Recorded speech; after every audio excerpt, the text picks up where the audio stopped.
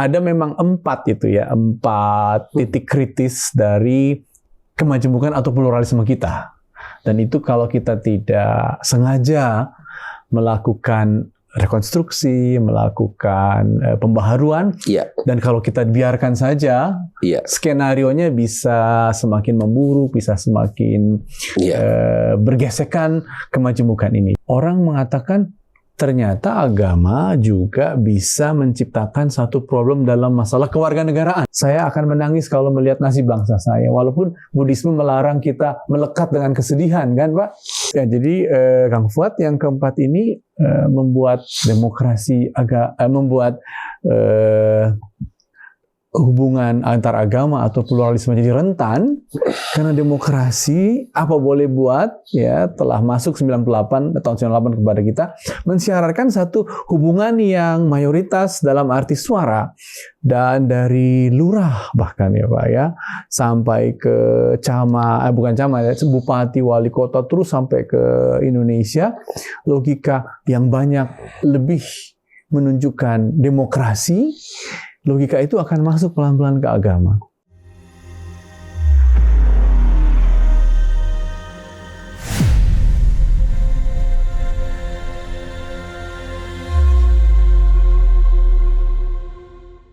Assalamualaikum warahmatullahi wabarakatuh. Salam sejahtera untuk kita semua.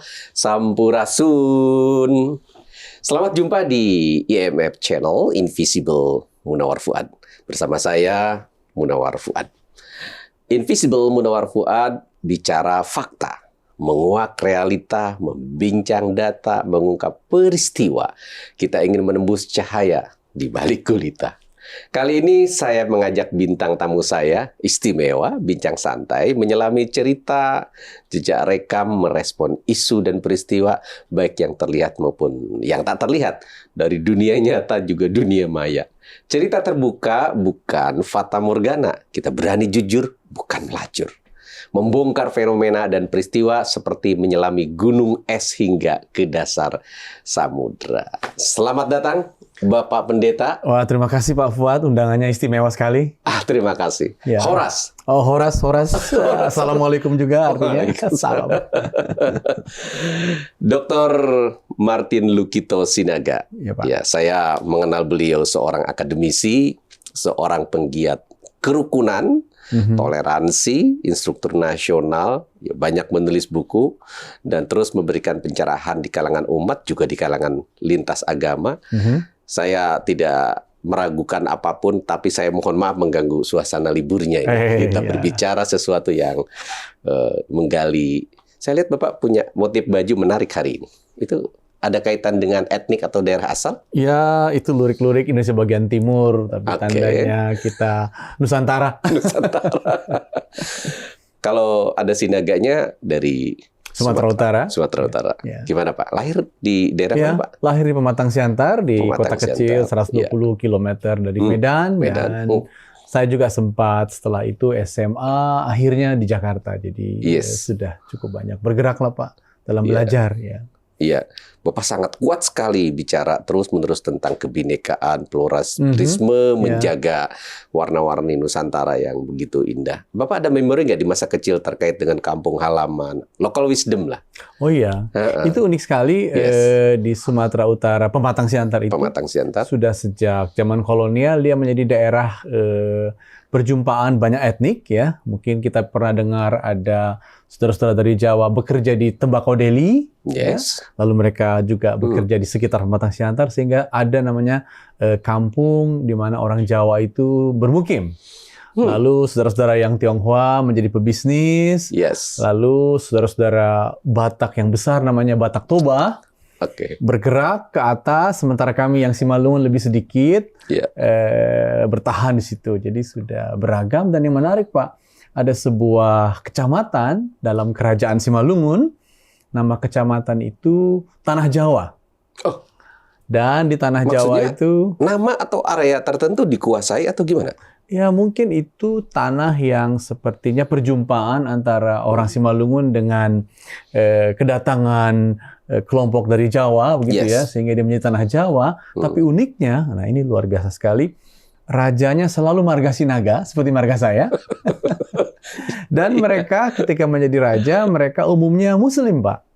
Sementara kami Sinaga yang di tempat lain menjadi Kristen, sehingga memang hampir seperti saudara kita beda agama, saudara kita beda suku, beda profesi, sehingga memang percampuran di Pematang Siantar itu luar biasa. Dan itu yang sering dikagumi di Indonesia, punya sisi alamiah, nature dalam hal-hal value atau nilai toleransi. Jadi kalau ada yang mengatakan di luar itu sebenarnya bertentangan dengan habit tadi nature tadi ya. Nah, nature itu memang hal yang kita perlu jaga ya Pak ya.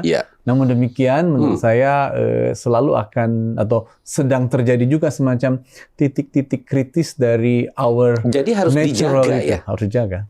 Oke. Saya tertarik tadi bicara tentang titik-titik kritis. Waduh. Artinya kalau kritis sudah tidak normal atau ada sesuatu yang darurat atau perlu diwaspadai terkait dengan ancaman terhadap toleransi kebinekaan yang sudah berjalan begitu lama dan indah. Dalam hal ini apa menurut Pak Martin? Mungkin seperti huruf Cina itu ya Pak. Kritis atau krisis selalu bisa juga berarti kesempatan, begitu ya Pak. Jadi apa yang Bapak katakan tadi, our very natural society sebagai majemuk plural, sebenarnya dia juga bisa semakin meninggalkan nature-nya karena proses-proses yang berlanjut begitu luas. Jadi ketika saya renung-renungkan begini Pak, ada memang 4 titik kritis dari kemajemukan atau pluralisme kita. Dan itu kalau kita tidak sengaja melakukan rekonstruksi, melakukan pembaharuan, dan kalau kita biarkan saja, skenarionya bisa semakin memburuk, bisa semakin bergesekan kemajemukan ini. Jadi istilah yang sering disebut perbedaan bisa menjadi pembedaan-pembedaan kalau titik kritisnya tidak dihadapi. Apa diksinya yang berbeda dari perbedaan dan pembedaan tadi yang kalau perbedaan itu Pak Fuad bisa kita katakan seperti Bhinneka Tunggal Ika. Kemajemukan itu ada, terbuka, tapi sekaligus kita bisa bertemu karena ada tunggalnya, kan gitu ya Pak. Itu kan warisan kita seperti tadi kita katakan. Tapi ketika perbedaan melahirkan pembedaan, maka perbedaan ini akan melahirkan peminggiran yang lebih kecil. Atau pemanfaatan yang lebih besar untuk dominan. Itulah yang disebut pembedaan, sehingga kata lain dari diskriminasi sebenarnya. Menarik juga. Jadi yang 4 itu apa tuh Pak Martin? Nah, yang pertama kemajemukan ini menempuh jalan kritisnya, gitu Pak ya, karena memang masih saja hubungan antar agama itu mewarisi apa yang disebut sebagai penyebaran ekspansi dari tiap-tiap agama. Dulu almarhum Azumadi Asra pernah bilang rat race. Rat race, seperti balapan tikus kalau bahasa Inggrisnya, tapi bisa juga berarti rebutan, banyak-banyakan, lomba-lomba. Apa yang dikejar? Yang dikejar mungkin dari dalam agama mereka mengatakan ini pekabaran Injil, ini dakwah, gitu ya, itu dari dalam. Siar, betul Pak. Dan harus membuat orang lain log out atau log in gitu. Log out, log in. Atau seperti ada disertasi seorang teman dari Banjarmasin itu feeling threatened, merasa terancam jadinya karena adanya dorongan itu. Nah, misi atau dakwah ini yang ada dari dalam agama menjadi tantangan besar. Ini kita harus hadapi bagaimana. Kalau kita biarkan terus, maka di setiap era percakapannya akan berbunyi siapa yang lebih banyak di sini, siapa yang lebih berhasil. Mayoritas. Minoritas. Bagaimana statistikmu, gitu ya? Nah, itu memang menjadi satu momen kritis, Pak. Berikutnya, Pak. Berikutnya, momen kritisnya adalah orang mengatakan ternyata agama juga bisa menciptakan satu problem dalam masalah kewarganegaraan. Misalnya agama-agama tertentu, terutama yang ditanggung oleh kelompok-kelompok penganut kepercayaan, selalu bicara, ini nih KTP kami, kok tidak dituliskan? Syukur kita udah mulai Penghayat. Bagaimana dengan perkawinan kami? Kalau kami ingin menikah menurut adat kami, ya, kenapa itu dianggap kurang sah? Pencatatan sipil kami, administrasi kependudukan kami. Jadi sebenarnya agama kalau terlalu mengatakan model sah tidaknya hal-hal sivil seperti pernikahan, seperti KTP, gitu Pak ya. Harus berdasarkan agama yang formal, maka lama-kelamaan ada perasaan, wah kami sebagai warga negara akan terus semakin didiskriminasi ini Pak. Merasa. Jadi masih ada banyak problem terkait relasi antara agama dan negara dan kepercayaan itu. Betul. Salah satu hal PR ya. Ya, dan itu masuk dalam judul apakah agama cukup terbuka pada dasar kewarganegaraan atau masuk ke ranah-ranah private. Iya, betul. Sampai hal-hal yang detail-detail terdalam itu. Iya. Dan ini belum tuntas. Dan belum tuntas, Pak. Dalam konteks kebangsaan kita. Iya, misalnya barusan saja hak menikah beda agama, tiba-tiba muncul kontroversi kan, Pak. Pasti. Ya? MA mengatakan, oh tidak boleh, tapi ada pengadilan yang mengatakan, loh ini hak mereka. Untuk dicatatkan dalam pengadilan negeri. Nah, di situ kalau titik kritis ini tidak kita benahi lama-kelamaan, masyarakat mengatakan, masuk akal. Wah, ini pluralismenya kok. Jadi kenapa pendeta menyebut ini bagian dari titik kritis kedua? Ya, kedua ini. Yes, yang ketiga. Makin asik nih kan. Ya. Nah, yang ketiga Pak ya. Siap. Nah, yang ketiga adalah kekuatan budaya kita. Yang tadi kita mulai dengan kita sebut naturally kita ini majemuk. Misalnya saya baru dari Bangka, Pak. Biasa mengerjakan perintah Pak Fuad juga, moderasi beragama. Dari Bangka ya Pak ya. Bayangkan itu pekerja-pekerja Tionghoa tahun 1700-an sudah datang sebagai tukang gali timah gitu ya. Orang Melayu juga bekerja, bertani, dan pemerintah tiba-tiba merasa ini program strategis. Bangka Belitung maksudnya? Iya, program strategis sehingga timah menjadi strategi nasional. Nah, lalu dalam acara itu, biasalah permainan moderasi beragama. Kita mau menunjukkan kemajemukan dengan meminta peserta, ada 40 peserta ya Pak, untuk menghitung dalam bahasa ibunya 1, 2, 3 sampai 10. Si jeloro telu ya, sada dua tolu kalau bahasa Batak. Dan ternyata Pak itu mengejutkan. Ada 35 cara menghitung, berarti ada 35 bahasa atau dialek. Kayak sekali. Di sebuah kota namanya Pangkal Pinang, Bangka. Small city. Bapak tadi nyebut moderasi. Ada juga yang masih berpandangan agama kok di moderasi. Dalam perspektif Pak Martin, bagaimana? Itu adalah bagian dari kita mengatasi atau menghadapi titik kritis tadi, Pak. Jadi kembali ke titik kritis yang pertama ketika agama mendorong terlalu ekspansif misi dan dakwahnya.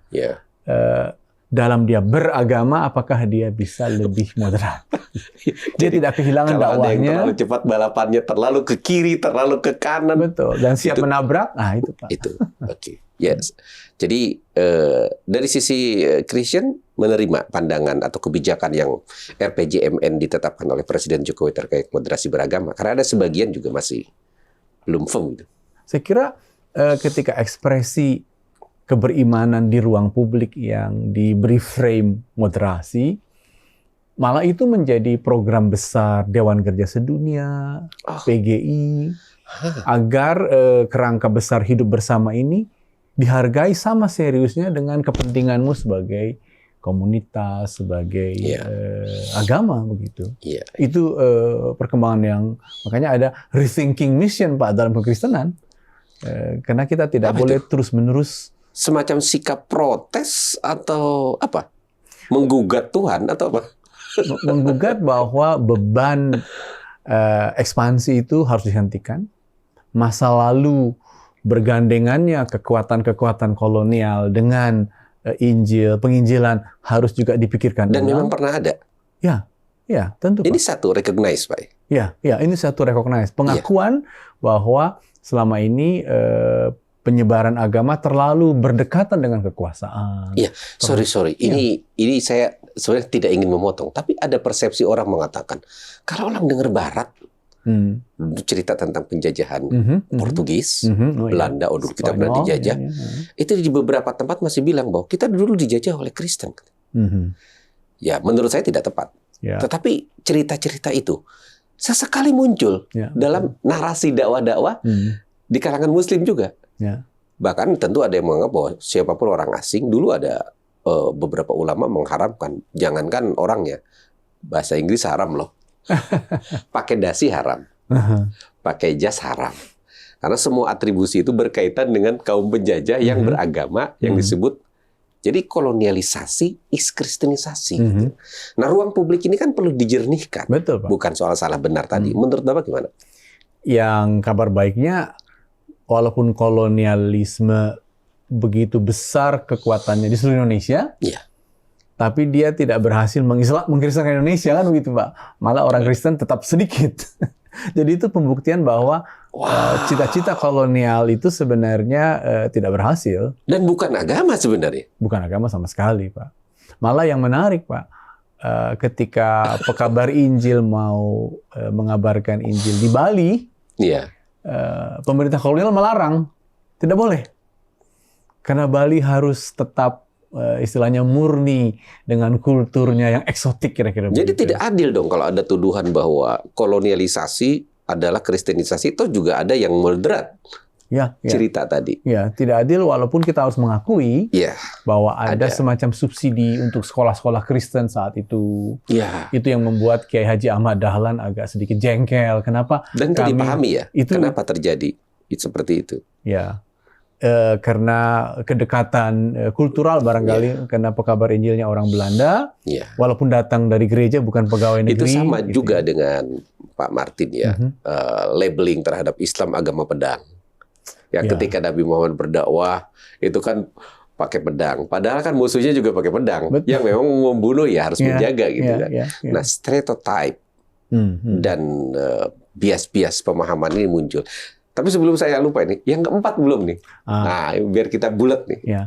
Yang keempat ini, Pak. Karena, dan ini menciptakan semacam perasaan rentan gitu, Pak. Fragile. Pluralisme ini jadi fragile akibatnya. Yaitu ketika Indonesia memasuki demokratisasi, maka keharusan majority rules dalam logika demokrasi mendorong terus-menerus agen-agen demokrasi, yaitu partai, politisi, untuk menunjukkan kami yang berkuasa di sini karena kami setengah N tambah 1.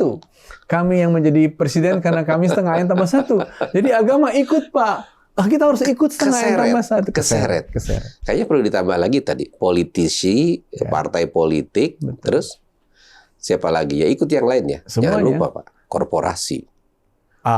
Karena demokrasi bagian dari kapitalisme dan dari negara semua terlibat.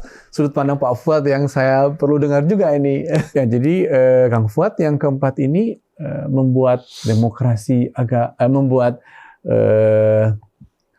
hubungan antar agama atau pluralisme jadi rentan karena demokrasi apa boleh buat telah masuk tahun 98 kepada kita mensyaratkan satu hubungan yang mayoritas dalam arti suara, dan dari lurah bahkan Pak sampai ke bupati, wali kota, terus sampai ke Indonesia, logika yang banyak lebih menunjukkan demokrasi.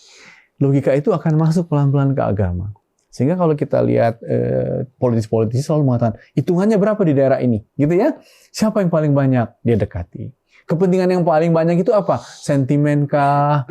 Apa yang mereka cemaskan? Nah, kita pompa supaya kecemasan mereka menguntungkan politisi kita. Dan itu menciptakan titik kritis tadi, Pak. Iya, saya sekali panggil abang juga dong. Rasanya kok terasa persaudaraan makin ini. Atau Mas, karena dekat dengan kampung Jawa.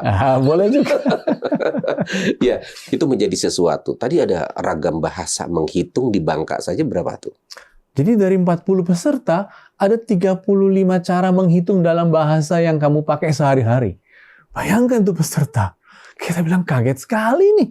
dari mana saja bahasa ini? Rupanya di Bangka itu utara, selatan, barat, timur bahasanya udah beda gitu ya. Ada pendatang dari Palembang, ada orang Cina, ada orang Tionghoa. Tionghoanya pun macam-macam, ada Hokkien, ada Hakka gitu ya. Ada yang Batak, ada yang Flores, guru-guru agama Katolik di situ. Wah, dan amazingnya bisa bersatu dalam bahasa Indonesia. Nah, itu dia. Ini miracle. Ini sebuah bangsa yang terteteskan dari rahmat dan kasih Tuhan. Ya, rahmatnya membuat kita harus saling menyapa karena bahasa, Pak ya. Iya, ya, luar biasa. Nah, Bang Martin tadi bilang kita jaga. Saya semakin paham nih. Saya kira ini sumbangan yang luar biasa untuk membuat satu pemetaan. Kalau kita gagal membaca masalah, baca situasi. Karena di Islam juga ada Iqra. Bacalah. Baca itu bukan berarti hanya teks. Kami di pesantren, ayah saya dulu Pak Kiai Nuh, dari kecil saya bilang, dari kecil. Iqra itu baca teks, karena ini firman Tuhan. Tapi baca situasi, baca keadaan, baca lingkungan, baca apa yang ada di sekitar kita. Kalau dalam Kristen disebut melihat tanda-tanda zaman. Makanya kami undang invisible hand. Bagaimana kita mengungkap apa yang terlihat tidak terlihat. Betul. Kita ingin menyajikan pandangan-pandangan yang mencoba menyejukkan di tengah perbedaan. Syukur-syukur bisa menuntaskan. Di tengah keragaman tidak harus disatukan. Tapi ada sesuatu yang menjadi pegangan. Nah, kalau kita di laut lepas, terombang-ambing, tidak ada pegangan, bagaimana ya? Saya ingin mencoba memetik dari 1 sampai 4 atau lainnya itu. Ini menarik sekali. Ada ambigu sepertinya. Kalau saya bilang, mohon maaf ya, kemunafikan tidak konsisten dalam peta kebangsaan kita dalam melaksanakan, di satu sisi menjadi seorang penganut agama yang baik seperti apa, di sisi lain sebagai warga negara yang baik seperti apa gitu. Bagaimana menurut itu memang jalan yang kita harus masuki agar kita bisa lebih melihat peta-petanya, namun kita mesti membangun proses-proses dalam 4 titik kritis itu. Misalnya titik kritis ekspansi agama dalam bentuk dakwah dan misi misalnya. Seperti apa itu? Itu bagaimana kita harus menghadapinya. Tampaknya memang mesti ada rethinking, dan seperti yang Bapak katakan tadi, dakwah sekarang juga urusannya mengkomunikasikan persaudaraan, kan begitu? Bukan memindahkan orang, memasukkan orang ke dalam puaknya atau ke dalam kelompoknya misalnya. Kekristenan sudah sadar bahwa misi itu adalah kolaborasi dengan saudara-saudara yang Muslim. Jadi misalnya luar biasa sekali Pak, ketika ada gempa di Jawa Barat ya Pak Kang Fuad. Cianjur ya, maaf. Gereja saat itu kesulitan berbagi sukacitanya karena masih ada beban ini mau kristenisasi. Lalu bersama Gus Durian berbagi, aku kaget juga. Menyiapkan tenda, berhasil. Orang memotret itunya, perbedaannya ya. Nah, tidak ke substansi kemanusiaan. Ketika mereka memotret, udahlah, itu mungkin ada di kepala mereka. Sekarang GKI saat itu di Cianjur membawa teman-teman Gus Durian untuk memasang tenda, untuk membawa beras, selesai masalah. Sehingga potretnya baru, Pak. Nah, jadi mesti ada terobosan dalam model misi dakwah sebagai katakanlah panggilan agama-agama, silahkan. Tapi temukan rethinkingnya. Jadi kalau ada misionaris dari tugas-tugas mulia, pendeta dari PGI atau umat lain, menurut Bang Martin seperti apa sebenarnya goals-nya itu? Dari yang pertama tadi, Pak. Ya, semula memang goals-nya adalah mengabarkan kabar baik, Injil gitu ya. Ngomong-ngomong Injil juga dapatnya dari kata Quran kan, Injil itu. Itu kan bahasa Arab, Pak. Bahasa Arab? Iya, sebenarnya kan bahasanya Evangelion, artinya kabar baik. Di Qurannya di mana kok bisa ikut menemukan itu? Itu bahasa Arab, Injil, yang ada dalam Quran. Iya, memang. Nah, jadi itu justru uniknya ya. Iya. Nah, tapi ketika dalam proses sejarah itu menciptakan rat race tadi, lomba-lomba tadi, lalu menciptakan sentimen ini sebuah upaya untuk mengancam kita, ya. Mengapa sebuah agama mesti merasa menang ketika ada agama lain yang kalah, kan Pak ya? Terus jumlah lagi. Ya, jumlah lagi. Udahlah kita lakukan rethinking besar-besaran, ya. Dan dengan rethinking itu ditemukan bahwa sukacita Kristiani bisa juga dirayakan bersama-sama dengan sukacita Islami. Kenapa harus sukacitaku mendukakanmu? Itu kan, how could you say love with sadness gitu? Bagaimana kasih kau sampaikan dengan kesedihan di orang lain? Kan nggak masuk akal ya Pak ya. Jadi dari sisi awal ini semakin penting kita memaknai bahwa dari antar agama atau masing-masing agama sendiri sebenarnya tidak ada target bahwa berdakwah itu harus mutlak mengubah agama seseorang. Tapi dalam pemahaman sebagian, terus terang di kalangan Muslim juga begitu. Dulu saya ingat, Abah Kiai Haji Hasim Muzadi, Ketua PBNU. Almarhum. Beliau datang ke beberapa tokoh Islam yang dakwahnya agak keras, bahkan sangat keras.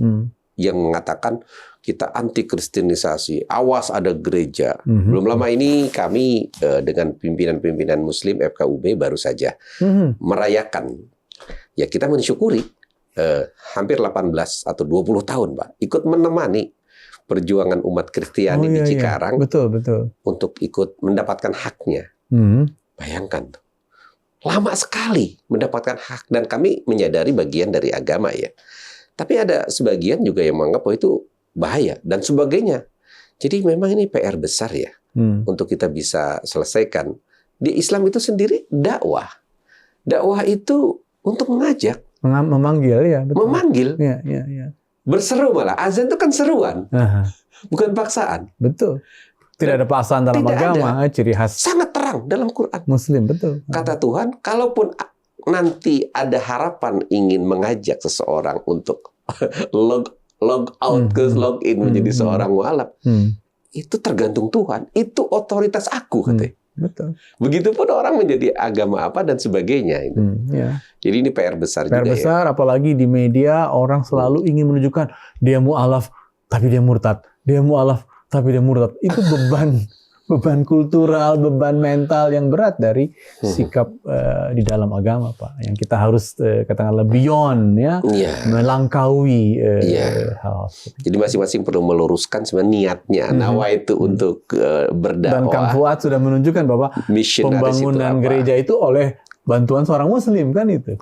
Ada satu memori, Pak. Bagaimana menurut pendeta? Tahun 2000, saya ketua pimpinan Pusat Pemuda Ansor.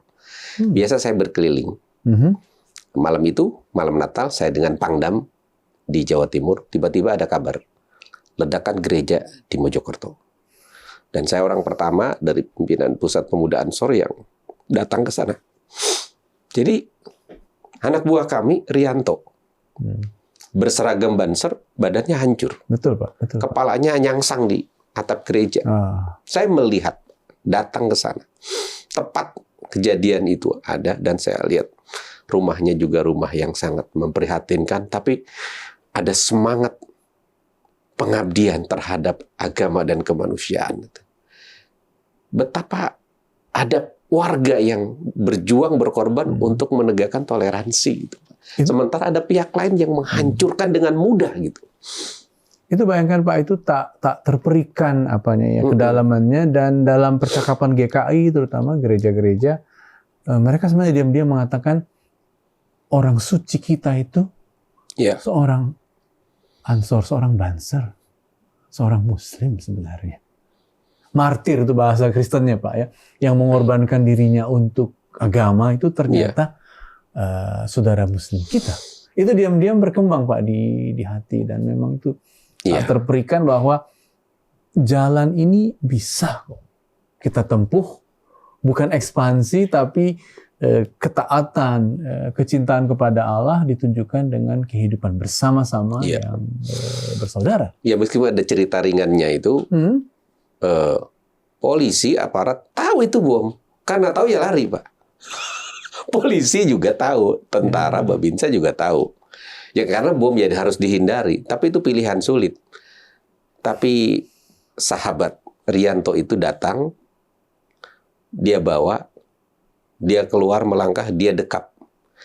Iya, hampir setiap Banser berkeyakinan punya kekebalan, Pak. Jadi ada doa-doa yang diajarkan, itu anti tembak, mungkin juga anti bom mungkin katanya. Tapi itu terlepas dari itu ada ketulusan yang luar biasa. Betul. dan kami menyebut mati syahid. Tapi tetap ada yang mengatakan, ngapain jaga gereja? Itu kan urusan polisi. Nah, itu titik kritis kita untuk menerobos dan mengatakan kita bisa tidak ekspansif, kita bersaudara, kita memoderasi, tapi kita tidak kehilangan panggilan berdakwah dan mengabarkan kabar sukacita. Ya, di samping itu kami juga mendapatkan saudara-saudara yang dari Kristen, ya tadi pada saat bencana di Cianjur atau dimanapun tetap bersatu. Nah, yang kedua itu penekanannya di mana, Pak? Yang dimensi titik kritisnya pada level-level yang kasus-kasus yang Bapak level kedua kan soal kewarganegaraan kita yang oleh agama sering sekali terlalu diintervensi, Pak, ya. Maka memang kita berharap teman-teman kita di lembaga bantuan hukum, advokasi betul, arbitrase, advokasi mesti juga menjadi aspek penting hidup beragama agar kewarganegaraan kita yang diwarnai oleh agama justru menjadi kewarganegaraan yang empati, yang lebih menghormati kemajemukan, bukan menjadi sesuatu yang bersifat diskriminatif. Itu titik kritis yang kita harus bisa atasi, Pak, yang kedua. Iya, dan peran negara juga cukup terstruktur, sistematis, karena ada Kementerian Agama, ada dirjen-dirjen, kemudian dan dilaksanakan secara bersama-sama. Ada lembaga FKUB, meskipun dikritik ya beberapa ini terlalu birokratis, apalagi kalau mengalami tadi politisasi yang tidak berpihak kepada kerukunan ya. Tapi saya lihat lama-kelamaan kan sekarang justru pemerintah lebih proaktif ya kalau terjadi misalnya ada kasus seorang guru memaksa muridnya berpakaian begini, justru pemerintah yang justru dengan cepat-cepat mengatasinya di wilayah-wilayah tertentu. Itu menurut saya kabar baik dari proaktifnya kita sebagai warga negara punya hak dan punya kewajiban dalam hal agama. Iya, tapi dari sisi ini kebijakan pemerintah, Pak, terkait dengan hak-hak kewarganegaraan sivil dan sebagainya, intervensi apa yang dibilang agak keterlaluan atau bisa potensial memunculkan konflik, Pak, dari peran negara terhadap hak-hak sipil ini? Ya, karena negara sering merasa bahwa dia harus melayani cawe-cawe atas tekanan mayoritas, tekanan kepentingan yang paling agresif. Ini kepentingan agamamu, kenapa kamu tidak bela? Kira-kira gitu ya. Jangan sampai ini menyebar gitu. Padahal perkawinan yang tidak supremasi hukum mungkin ya yang mesti tegak. Konstitusi negara. Konstitusi. Ya, ini kesepakatan. Jadi kesepakatan berbangsa itu yang menjadi pegangan kita. Ruang itu memang harus betul-betul kita jaga, makanya lembaga hukum berbasis agama mesti ada, tapi dengan prinsip konstitusional. Hukum dalam arti keadilan mungkin ya. Keadilan bagi semua dan kesetaraan juga. Kesetaraan. Baik. Lalu penekanan berikutnya apa nih, Pak? Penekanan berikutnya kan kita berharap budaya adiluhung kita, yang kata orang Sunda saluhur, sadapur, sasumur, salembur. Ada lagi silih asah, asih, asuh, di Jawa juga ada. Ya, itu yang sering menjadi moto daerah, itu kiranya diaktifasi agar betul-betul inklusif. Kita berharap Bhinneka Tunggal Ika, gotong royong itu yang dari masa lalu kita itu tetap merawat Indonesia, itu tetap mampu menjadi basis kultural kita walaupun mungkin ada kepentingan, ada pergesekan di situ. Sehingga memang aktivis-aktivis budaya kiranya kita dorong, Pak, untuk terus merayakan model Indonesia yang memang punya akar kultural yang kuat. Sebab kebudayaan kan kadang-kadang bisa tergerus oleh pengaruh besar dari budaya luar, sehingga membeda-bedakan. Nah, itu memang PR besar kita di ruang budaya yang agama ikut di dalamnya, mau tak mau gitu, Pak. Ya, budaya toleransi, budaya saling menghargai, budaya untuk memuliakan sesama, itu sebenarnya tumbuh hidup ya di berbagai masyarakat daerah. Tapi saat ini ada sumbatan apa sehingga Dr. Martin menyebut ini ada bagian dari kritis juga itu? Misalnya di Sumatera Utara ya, Pak, ya, dulu ketika ada perbedaan pendapat antar agama, maka karena di agama itu yang berbeda itu ada saudara-saudara dengan marga yang sama, dia jadi jembatan. Sering disebut strategic alliances, aliansi strategisnya. Loh, dia kan paman saya, memang beda agama. Udah mari kita rembukkan bagaimana membangun masjid atau membangun gereja bersama-sama. Nah, lama-kelamaan saya melihat ini seperti kurang diaktifasi. Dihidupkan maksudnya? Dihidupkan, diaktifkan, agar jejaring-jejaring kebudayaan. Misalnya orang Maluku tiba-tiba sekarang ketika konflik, mereka mengatakan, loh kita kan bisa bikin pela gandong lebih panas lagi, maksudnya menghangatkan pela. Ya?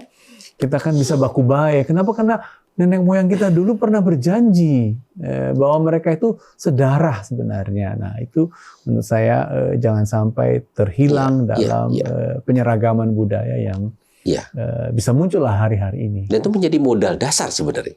Modal yang terbaik sebenarnya, modal kuat ya. Paling kuat. Dan kalau itu rapuh, fondasi kebangsaan ini, gimana lagi mengembalikan merawatnya ya? Iya betul. Karena semua bangsa sepertinya berangkat dari peradaban budaya, tradisinya ya. Dan kita menyebut Pancasila kan galian dari budaya Indonesia. Pancasila bukan ideologi artifisial gitu, dipinjam dari... Kalau menggali, berarti sudah ada ya Pak?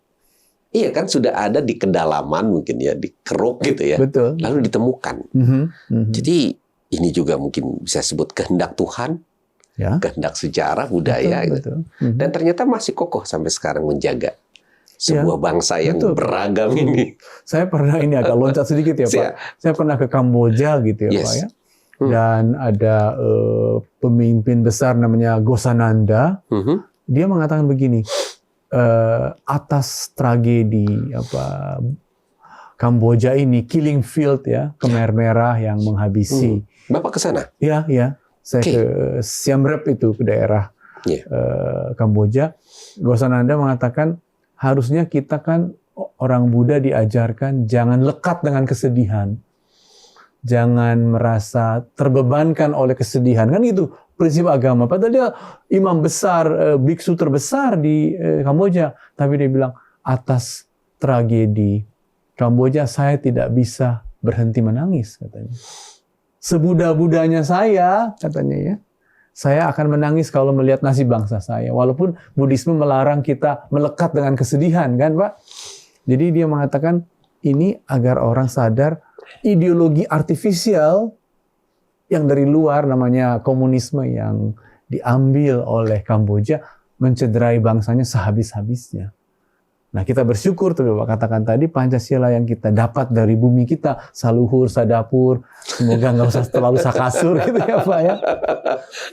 Gotong royong itu membuat kita lebih mampu mengurangi benturan anak bangsa Pak.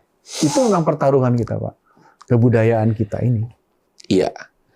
Saya juga pernah ngerasain tuh Pak. Ini ke bulan September. Ingat tragedi 9/11 Pak. Wow. WTC. Oh ya. Satu waktu saya diundang ke Amerika. New York. Ya, oleh pemerintah Amerika untuk ikut berbicara di berbagai forum Asia Pacific Leaders gitu di Hawaii, kemudian ngamen lah Pak, mau ngejelasin apa pandangan orang Indonesia anak muda, masih muda waktu itu sebagai ketua pimpinan pusat pemuda Ansor, mereka kenal itu dari Gus Dur gitu.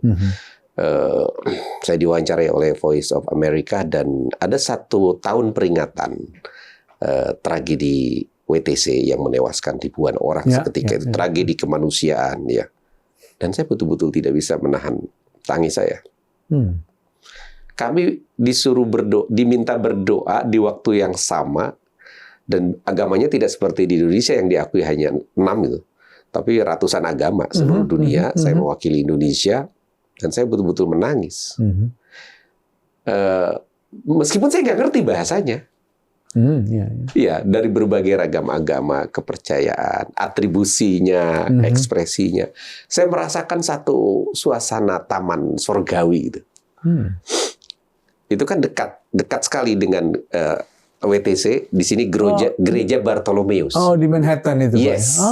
Jadi saya diundang satu kehormatan. Kami berdoa. Ya, saya membaca Al-Fatihah, membaca Al-Quran. Yang pertama, soal pertama. Nah, ya kami kan biasa silent, Pak, atau tapi saya mendengar begitu banyak, seolah satu suara pada satu titik memuji Tuhan yang Maha Kuasa dan mendoakan arwah-arwah yang menjadi korban.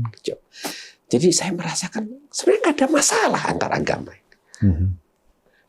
Sehingga kita tadi rethinking, Kok begitu banyak potensi-potensi kemudian bisa meledak, bisa berkembang, bisa menimbulkan korban manusia kemanusiaan.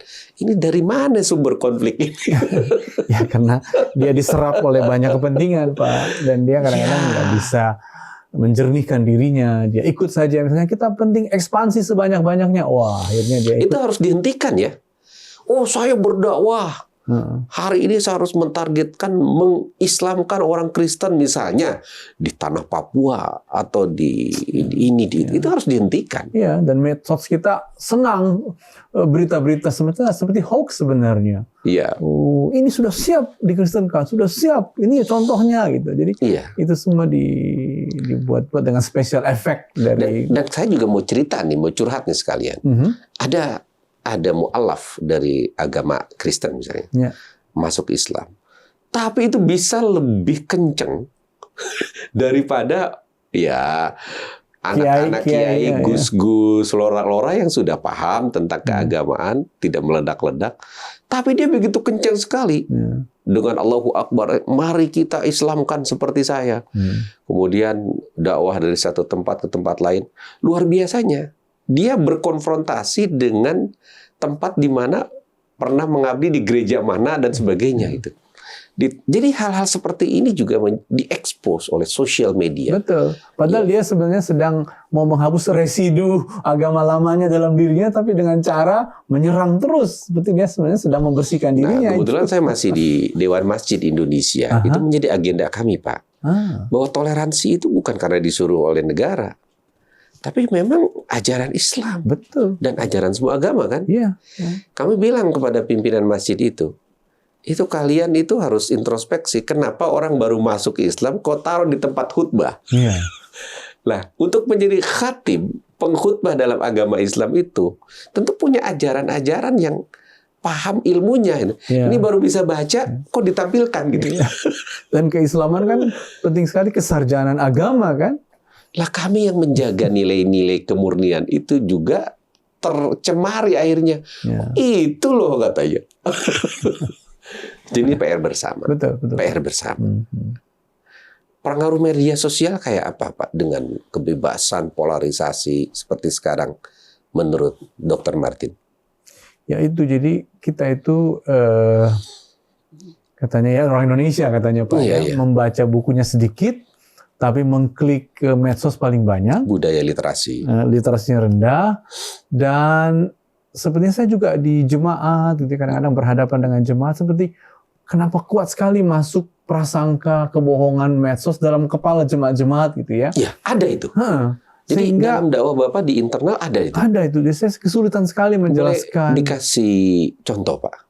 Ya. Sehingga harus membuat satu literasi atau edukasi terhadap bias media tadi. Oh, itu cukup banyak, Pak. Misalnya yakin sekali misalnya bahwa ada tokoh politik A ini pasti dia sedang mau melemahkan orang Kristen. Tokoh politik ini pasti bagaimanapun akan membela orang Kristen sehingga mereka bela bisa-bisan gitu ya, Pak. Padahal tokoh politik itu sebenarnya ingin menaikkan sentimen. Ini korban dari medsos juga nih, pandangan-pandangan yang terlalu liberal. Iya, betul. Dan itu membuat kita sulit menjelaskan bagaimana menjadi seorang Kristen yang lebih kritis ya. Apalagi tahun 2024 dengan seluruh sentimen yang digembar-gemborkan seolah-olah dia pasti membela kepentingan gereja, dia pasti sedang mau mengembangkan pengaruh agama lain ke Indonesia dan seterusnya Pak. Ya, ini saya senang juga karena kita berdua di sini setidaknya merepresentasi keberagaman itu. Dan ini lonceng juga nih untuk pemerintah, government yang sudah banyak berhasil sebenarnya. Jadi ada hal-hal yang belum selesai dan mengendap kan. Betul. Yang kalau tidak diselesaikan menjadi bom waktu juga nanti. Persis. Gitu ya. Jadi itu bagaimana cara mengedukasi jamaat-jamaat yang mengalami bias atau disinformasi mungkin zaman sekarang? Cara yang paling mudah sebenarnya kita harus memperkenalkan alternatif informasi kan begitu Pak. Yes. Makanya invisible ini perlu agar orang semakin visible, orang semakin melihat. Satu. Jadi kita sulit sekali sekarang memberi nasihat tanpa menunjukkan pikiran, perspektif yang memperkaya. Itu yang pertama, Pak. Nah, yang kedua memang apa boleh buat ya, kita harus agak sedikit mendasar, yaitu mengajak warga kita untuk lebih apa-apa lebih mendalam, apa-apa lebih membaca lebih jauh. If it is too good to be true, janganlah langsung, oh ya memang nggak banyak hal yang sebenarnya indah-indah dan dipoles-poles itu nggak banyak sebenarnya. Banyak hal itu sebenarnya kombinasi dari perjuangan, kombinasi dari masalah-masalah. Nggak ada yang wah this is purely ya dari Tuhan, nggak ada itu. Tapi itu percampuran dari segala macam hal. Jadi kira-kira begitu. Realistis, kritis, kurang lebih seperti itu memang. Panjang prosesnya dan kita harus bersabar lah. Iya, kita yang terlahir di negeri Indonesia ini ada semangat-semangat apa dari gereja pesan tentang terkait kecintaan terhadap negeri kita ini, Pak? Dalam konten dakwah-dakwahnya seperti apa kira-kira yang pernah Bapak sampaikan? Itu kontennya mesti dikaitkan dengan betapa gitu ya. Dan ini mungkin agak sedikit unik Kristen juga, Pak. Iya. Betapa kita sebenarnya kekristenan itu mengakar pada lokasi orang Batak. Makanya kan gerejanya gereja Batak gitu ya. Gereja Toraja, gereja Dayak, gereja Papua gitu. Jadi ini sebenarnya pertaruhan kita bahwa seluruh kemancemukan tempat kita diterima di bumi Indonesia ini gitu ya. Ini kita harus jaga karena juga ada gereja Jawa misalnya ya, Pak GKJ misalnya. Itu berarti kita harus meyakinkan orang Jawa bahwa kita yang tumbuh sebagai gereja Jawa ini tidak merusak masyarakat Jawa kan begitu akhirnya. Jadi itu salah satu konten yang paling penting bahwa yang membuat kita besar adalah kultur-kultur di Nusantara ini sehingga marilah kita juga menjadikan kebatakan, kejawaan, kepapuaan atau ketorajaan itu sesuatu yang menjadi rahmat bagi Nusantara ini. Itu antara lain salah satu pesannya.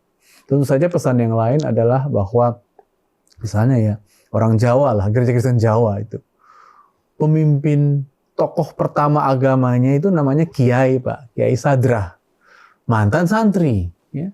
Jadi bilang betapa kita sebenarnya mulai dari saudara-saudara yang Muslim yang mungkin menemukan sisi lain dari kerohaniannya lalu bertemu dengan Kristus sehingga seorang kiai lah menjadi orang pertama fondasi gereja Kristen Jawa misalnya. Jadi itu kan membuat kita harus ya toh kita datangnya dalam persaudaraan juga sehingga kita bisa seperti ini. Jadi menurut saya hal seperti itu memberi konten-konten toleransi dan respect kepada saudara-saudara yang berbeda agama. Ya. Kalau dari sisi, meskipun kita menyebut bukan dalam konteks agama ya, ada minoritas, mayoritas. Ada nggak yang mau disampaikan mewakili suara ini? Sebenarnya seberapa nyaman, seberapa ketidaknyamanan dalam suasana ini? Nah, itu sebenarnya kritis dari ruang keempat tadi, Pak. Jadi demokrasi telah memompakan perlunya setengah N tambah 1 kan begitu. Dengan kata lain perlunya mayoritas. Di setiap tempat sekarang mayoritas itu penting untuk demokrasi kan begitu, Apa Pak Martin mau menyampaikan bahwa demokrasi ini dalam prakteknya di Indonesia ini lebih banyak madorotnya apa maslahatnya? Dalam kategori misalnya di Economist, penelitian majalah besar di Inggris demokrasi kita itu berada dalam posisi cacat katanya. Ya, levelnya ada full demokrasi, ada non demokrasi, ada demokrasi di tengah jalan, tapi dengan kategori masih bercacat ya. Ada yang defek di dalamnya dan salah satu defeknya tentu saja money politik kita tahu ya Pak ya. Oligarki sebagai penyalur money itu kan itu Pak.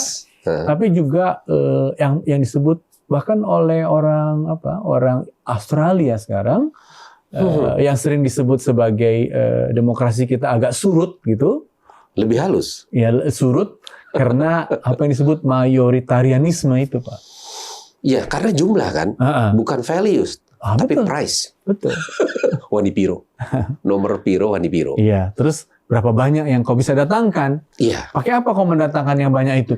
Pakai sentimen agamanya, pakai uang, pakai sentimen suku gitu ya. Ya, kami juga berbagi kajian Lemhanas ya, Pak Martin. Kita memang harus melakukan evaluasi terhadap nilai budaya, nilai politik, nilai yang disebut dengan legacy dan aspirasi rakyat itu seperti apa? Bukankah kita punya musyawarah mufakat? Itu dia Pak, sila keempat ya. Musyawarah mufakat. Dan secara kelembagaan itu kita perlu melakukan evaluasi besar-besaran, fundamental. Karena demokrasi, otonomi daerah melahirkan apa terhadap perwujudan cita-cita bangsa dan negara. Itu dia.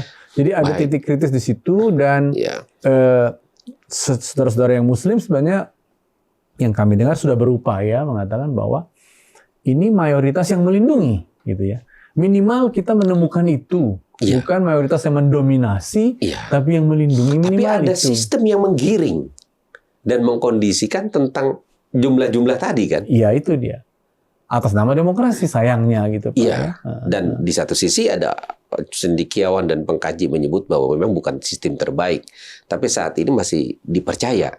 Cuma kenapa pertanyaan besarnya gitu, kehidupan bangsa dan negara terkait ekonomi, politik, dan capaian-capaian terhadap national goals kita dengan demokrasi dan kebijakan sekarang perlu dievaluasi kembali seperti apa gitu. Saya secara setuju, moral. Gitu. Tapi kita nggak perlu mendatangkan orang kuat seperti zaman Soeharto kan gitu ya. Tapi juga kita nggak membiarkan menjadi kacau balau dan semuanya serba money politik, demokrasi for sale kata ahli. Dan di situ memang PR kita agar agama nggak terserempet dalam permainan yang banyak yang menentukan, yang banyak yang berkuasa sehingga kehilangan values. Di Pakistan, saya cerita sedikit. Itu ada fatwa yang menyatakan bahwa penerapan demokrasi dan pemilu langsung itu haram. Wah. Mencoba lama berdamai Islam dan demokrasi di sana, tapi memang terjadi pembunuhan, sadisme tadi. Ini istilah konteks mayoritas minoritasnya terkait dengan jumlah persaingan antar partai kan. Iya, betul. Akhirnya beberapa ulama memfatwakan bagaimana bisa tercapai kebaikan agama itu kan untuk kemaslahatan semua. Karena mungkin yang terjadi adalah dari rakyat yang bermental korup, partai politik yang berjiwa korup, melahirkan pemimpin korup. Itu berat sekali, Pak. Lalu kemudian tokoh-tokoh agama berkumpul mengatakan demokrasi itu haram.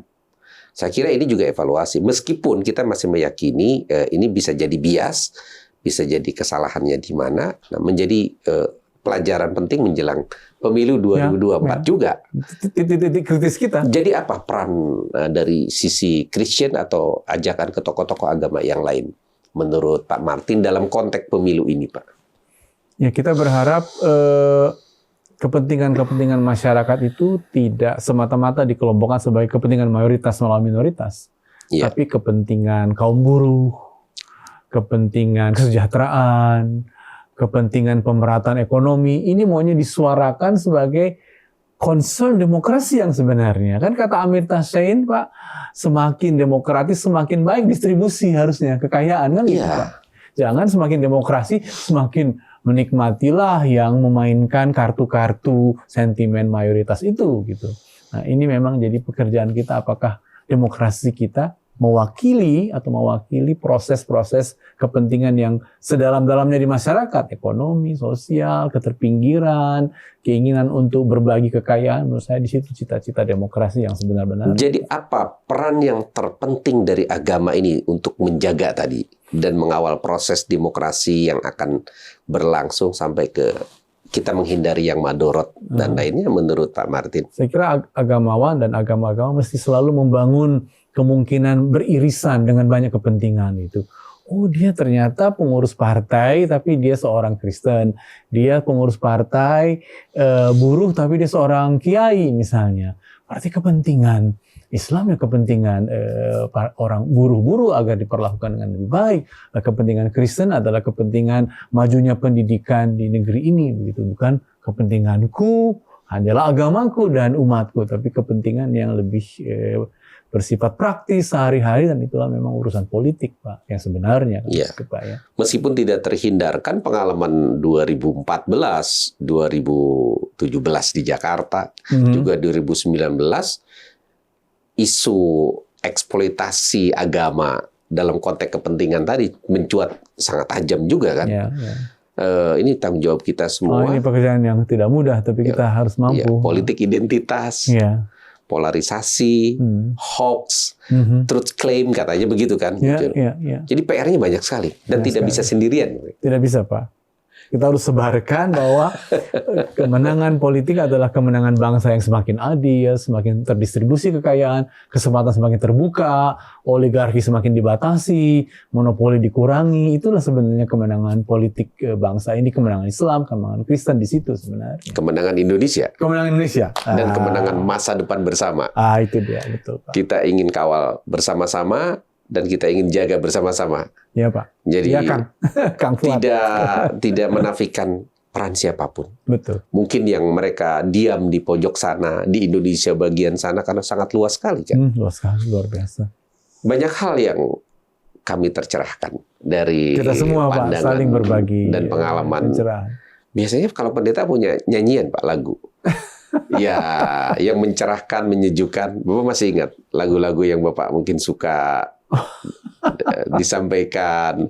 Kalau dari Sumatera ini biasanya suaranya juga sangat merdu, Pak. Sayang saya bagian dari penyanyi Batak yang tidak berhasil karena lebih terlatih berkhutbah gitu, Pak. Ya. Mudah-mudahan apa yang kita bincang di sini juga menyentuh ke banyak ruang waktu dan relung-relung hati saudara-saudara kita dimanapun berada.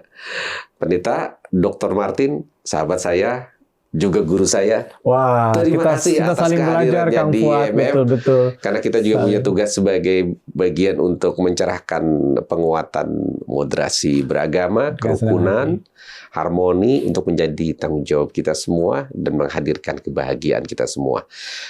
Yang menginspirasi dan mempengaruhi Dr. Martin apa kira-kira sehingga memilih untuk menjadi seorang pendakwah, misionaris, atau pencerah di bidang ini? Keluarga, Bapak, Ibu? Sebenarnya ketika saya mahasiswa, tiba-tiba kita harus berhadapan dengan 98 kan gitu Pak ya? Yes. Dan muncul lembaga-lembaga antaragama yang antara lain diinisiasi oleh Gus Dur. Ya, saya di Madya misalnya, lalu di ICRP itu kan Gus Dur yang mendorong itu. Bahkan Gus Dur mengajak saya dulu ke Arab untuk mengikuti konferensi ICRP, ya Pak. Di Amman di Yordania. Dan itu semua menjadi inspirasi awal ya, betul Pak. Ya, banyak tokoh-tokoh kita yang mengamanahkan perjuangan ini untuk kita lanjutkan untuk generasi mendatang. Sekali lagi terima kasih, salam buat para tokoh dan pemimpin. Salam buat kita semua. Dan semoga kita bisa melewati titik-titik kritis itu dari invisible menjadi visible. Dari keadaan kritis menjadi harmonis untuk Indonesia ke depan. Sekali lagi terima kasih. Terima kasih Dr. Martin. Kang Fuad, terima kasih. Matunun, Horas. Sis dan bro, saudara dan sahabatku semua, hidup ini penuh misteri. Setiap orang berlomba meraih mimpi, mengejar prestasi. Bahkan kadang berebut ambisi, mengklaim semua punya solusi. Terkadang hanya halusinasi, nyatanya selalu ada rahasia ilahi. Saya Munawar Fuad di IMF Channel mengajak terbang menembus cahaya di balik gulita, memilah mana pembenaran dan mana kebenaran, mana akal sehat, mana akal sesat, memilih mana yang soleh, mana yang salah, bukan untuk menghukum, apalagi mengadili, bukan untuk memvonis siapa salah dan siapa benar, bukan memilah siapa kawan atau siapa lawan. Selanjutnya terserah Anda. Salam Pancasila. Salam Indonesia. Assalamualaikum warahmatullahi wabarakatuh.